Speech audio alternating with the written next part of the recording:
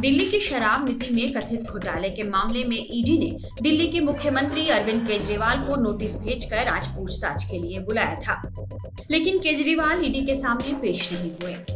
उन्होंने ईडी को जवाब लिखकर जांच एजेंसी के नोटिस को राजनीति से प्रेरित और गैर कानूनी बताया है।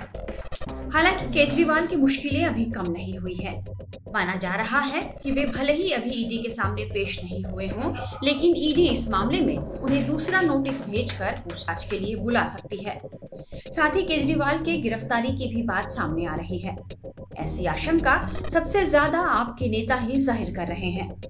दिल्ली सरकार के मंत्री आतिशी ने यह आशंका जताई है कि ईडी की पूछताछ के बाद केजरीवाल गिरफ्तार किए जा सकते हैं।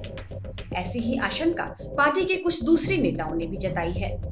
इसी के मद्देनजर आम आदमी पार्टी के दिल्ली संयोजक गोपाल राय ने पार्टी दफ्तर में एक आपात बैठक भी बुलाई थी। बताया जा रहा है कि उन्होंने कार्यकर्ताओं के साथ इस बात पर मंथन किया कि यदि केजरीवाल गिरफ्तार होते हैं तो पार्टी की रणनीति क्या होगी।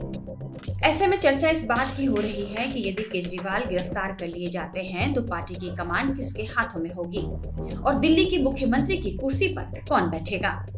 अभी तक केजरीवाल आपके संयोजक हैं, जो पार्टी का सर्वोच्च पद है और वे ही पार्टी को चलाते हैं। साथ ही वे दिल्ली के मुख्यमंत्री भी हैं।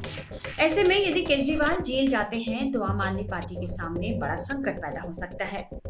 मीडिया रिपोर्ट्स के मुताबिक हालात को संभाले रखने और कैडर में विश्वास बनाए रखने के मकसद से केजरीवाल के उत्तराधिकारी की भी तलाश शुरू हो चुकी है।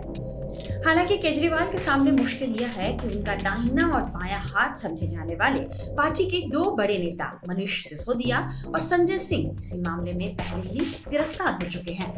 ऐसे में पार्टी के पास बेहद सीमित विकल्प बचे हैं। आतिशी, राघव चड्ढा, सौरभ भारद्वाज या गोपाल राय, ये वो चुनिंदा नेता हैं जो केजरीवाल के विश्वास पात्र माने जाते हैं और इन पर फिलहाल भ्रष्टाचार का कोई मामला भी नहीं है। इन नेताओं में गोपाल राय का नाम सबसे ऊपर बताया जा रहा है। ऐसा इसलिए क्योंकि गोपाल राय केजरीवाल के बेहद भरोसेमंद माने जाते हैं और वे पार्टी के महत्वपूर्ण संस्थापक सदस्यों में से एक हैं। वे रामलीला मैदान में हुए केजरीवाल के आंदोलन के समय से ही उनके साथ बने हुए हैं।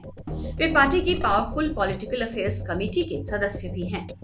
रिपोर्ट्स के मुताबिक अप्रैल 2023 में भी जब सीबीआई ने पूछताछ के लिए अरविंद केजरीवाल को तलब किया था, आम आदमी पार्टी ने तब भी ऐसे ही तैयारी की थी।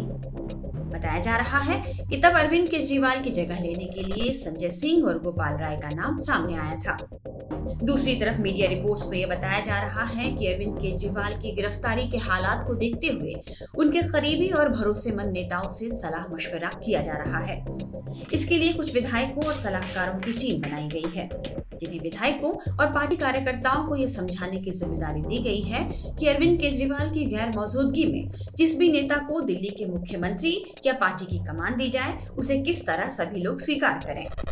साथ ही पार्टी के संयोजक की भी तलाश हो रही है, जो पार्टी की देखरेख करे और कुछ राज्यों में हो रहे विधानसभा चुनाव में केजरीवाल की तरह ही मजबूती से पार्टी को नेतृत्व दे सके।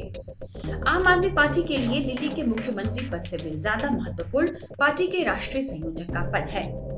अरविंद केजरीवाल के जेल जाने पर पार्टी को एक महत्वपूर्ण नेतृत्व की जरूरत होगी, जो चुनौतीपूर्ण हालात में विधानसभा चुनाव से लेकर अगले साल होने वाले लोकसभा चुनाव में भी पार्टी का आत्मविश्वास डमाडोल न होने दे। बहरहाल अपना उत्तराधिकार चुनने के मामले पर अंतिम फैसला अरविंद केजरीवाल को करना है और निश्चित तौर पर उन्हें इस तलाश को पूरी करनी होगी, क्योंकि इतना तो तय है कि ईडी इस मामले में चुप नहीं रहने वाला और केजरीवाल ईडी के नोटिस को ज्यादा समय तक टाल नहीं पाएंगे। टाइम्स नाउ नव भारत डिजिटल की रिपोर्ट।